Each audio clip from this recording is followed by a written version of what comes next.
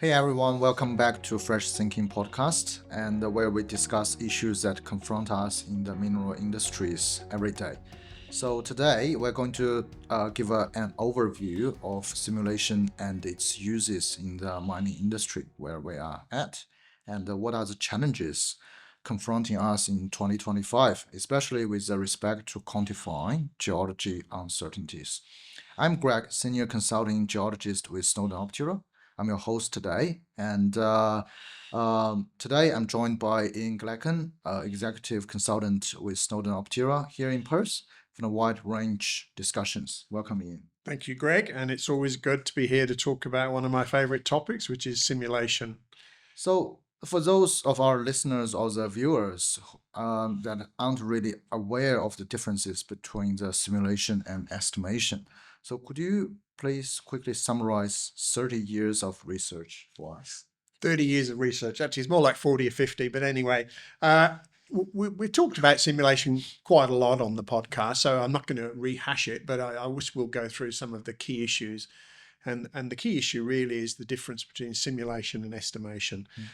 Estimation, which is something a resource geologist does every day, we're looking for the best estimate in some way. And typically that means minimizing the error. Simulation is not about that at all.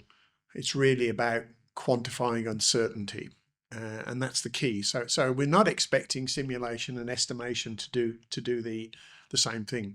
And there's two words or three words really that are key here. One is this idea of conditional. Conditional means that our simulation is anchored to the data and to the models and the parameters we put into it. And that becomes very important when we talk about geology and uncertainty. The other issue is simulation, and another word for that is stochastic. And they both have their roots in the word for randomness. So we're using this idea of randomness or a random variable or a random number to give us a range of outcomes. So they're the key issues to do with what we call simulation. Another issue that has occupied the minds of many researchers over the past 30 or 40 years and continues to be an issue is this idea of the space of uncertainty. Space of uncertainty basically means how do we know when we've captured all of the uncertainty? You know, if we just generate one model, does that capture all the uncertainty? Of course it doesn't. If we generate 50 models or 100 models, and we're going to expand that to talk about different areas of uncertainty. So we've got grade uncertainty, we've got geological uncertainty, we've got parameter uncertainty, we've got planning uncertainty. All of these are areas that's important. So so that's really what we're facing. Yeah, I think this is a very good discussion on this, and Professor Clayton Jewish presented that at the MRE conference this year at Perth, and he was calling out that stop cheating using the ordinary kriging anymore. Let's take this seriously. Use all the methods in your toolbox and do that properly. And so, do you think it's fair to say that one of those components, let's say, grade uncertainty, has been well addressed? Yes, I think so. And just to go back to Clayton's presentation, if you do get the chance to see the presentation, unfortunately it's not written down as a paper. It's quite provocative, and it was designed to stimulate discussion. And as you say, Greg, the key theme of Clayton's presentation was that as geologists, we're lying to our stakeholders. We're not doing our job if we don't consider all of the uncertainty. And obviously, he was being, as I say, provocative. But the key point is that there are many aspects of uncertainty. We've got grade uncertainty, and as you just said to me, we know that pretty well. We've been researching that for many years, and I did my thesis on grade uncertainty way back in the last millennium. So we pretty well know about grade uncertainty now. The areas that we're focusing on and we need to focus on: geological uncertainty, which is key; data uncertainty, which is uncertainty in the data; parameter uncertainty, which is the uncertainty in the parameters we're using, like the variogram or the histogram or whatever. And then, as I mentioned to you previously, maybe even uncertainty in the mining schedule. Oh. So at the same time, we want to make sure we're not getting overwhelmed by this concept of too much uncertainty. Yeah, and in the data science, they get a different name for this, but it just tells you the similar story or logic that when people mention this aleatoric uncertainty, that means inherent randomness or the noise that even with as much data as you have, you can't take that out of the system. Whereas that epistemic uncertainty, that means it can be improved or minimized with when you're capturing more data. Do you think it's fair to say that one of those components of the uncertainties, for example, grade uncertainty, has been well addressed? Yes, I think so. We've mentioned this, but in summary, we've got a number of algorithms, and they've sort of been distilled to three or four or five algorithms that we use in the mining industry. We have this idea of 2-point simulation. 2-point simulation is basically using a variogram, which is a 2-point statistic, and we're generating grade uncertainty using a variogram. Now, when I was at university many years ago, one of the holy grails was this idea of multipoint simulation. And the idea of multipoint simulation is that we're looking at the uncertainty grade or lithological or geological uncertainty associated with patterns in data. And that's largely been resolved now.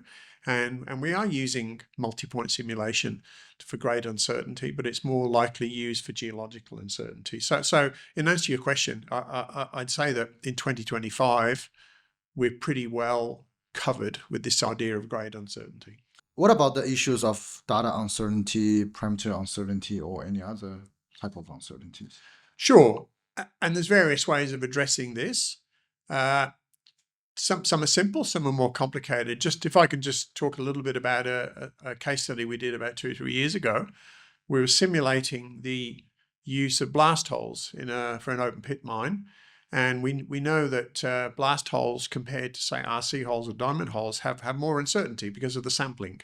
So one way we addressed this issue is when we were simulating the distribution of these blast holes was to use a higher nugget effect in the variogram. In other words, to increase the nugget effect over what it should be, because we know that one of the implications of uncertainty is manifested in the nugget effect, or rather the short scale uncertainty. So that's one example.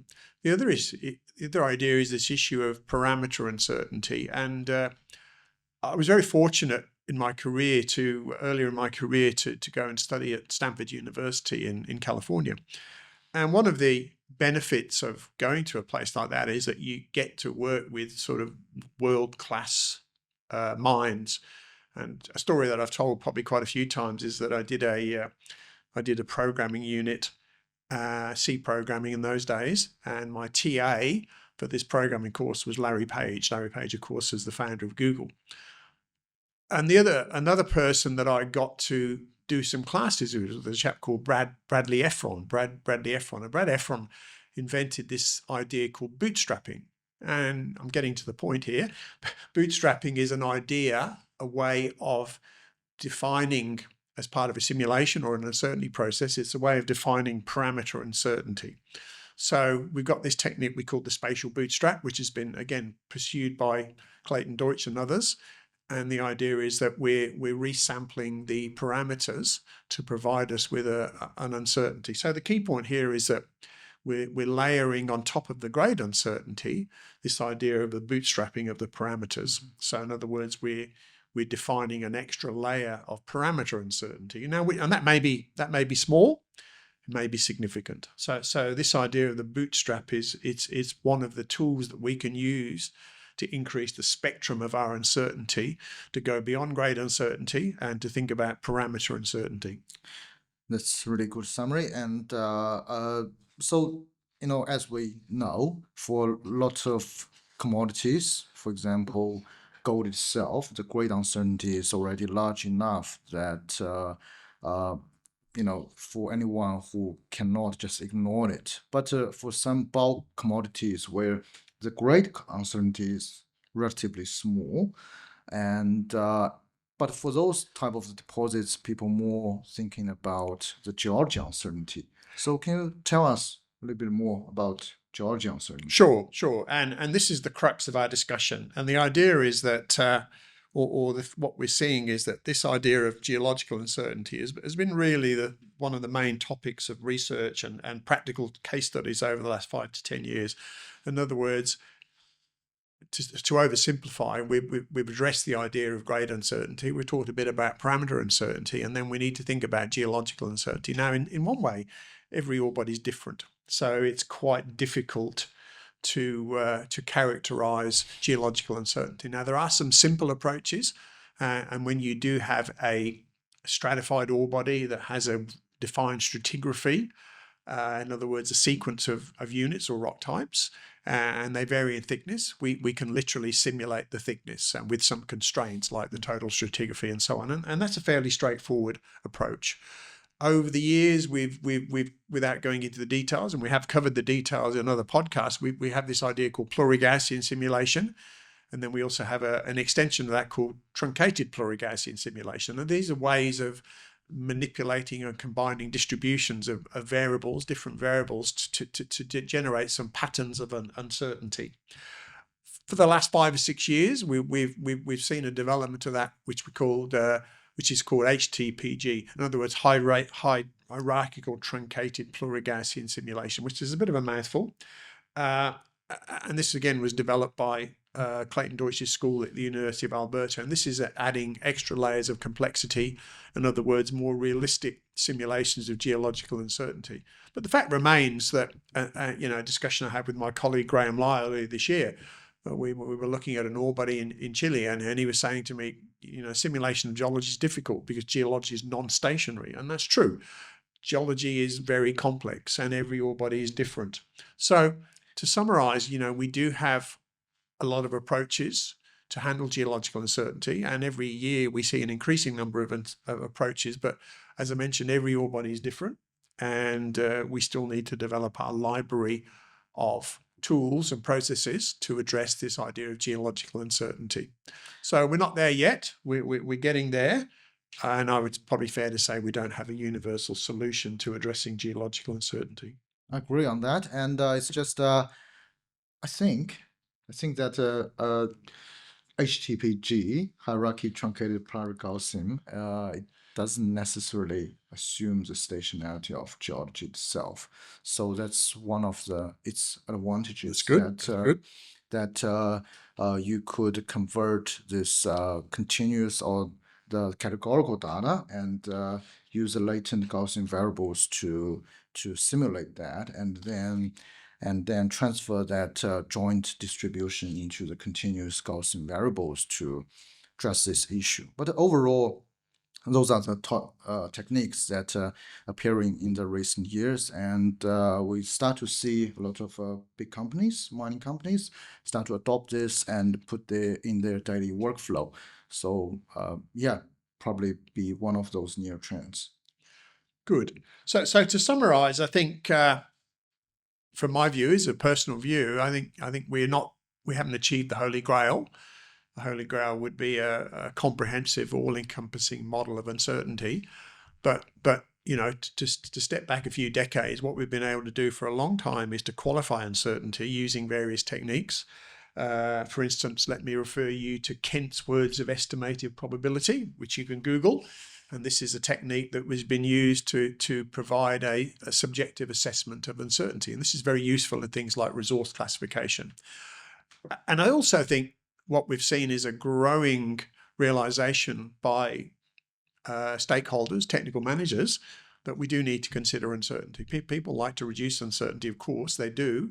And as Clayton said, part of our role as a geologist is to communicate that uncertainty. So I think there is a growing sense that this idea of technical uncertainty is something we can work on and we can quantify. Now, clearly, with any project, any mine, any ore body, we have these macro uncertainties like exchange rate, like government, like leasing, like social factors, like climatic factors. And obviously we can't quantify those, but I think where we're heading is this idea of developing a much more comprehensive approach to technical uncertainty in the mining business. So I look forward to seeing what transpires over the next few years.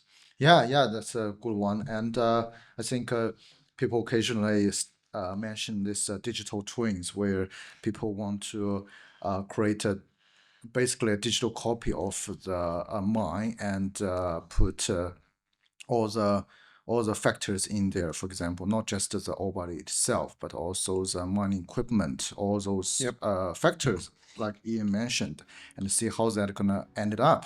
So yeah, thanks Ian, and thanks for listening for this discussion. We welcome your comments and feedback on this topic.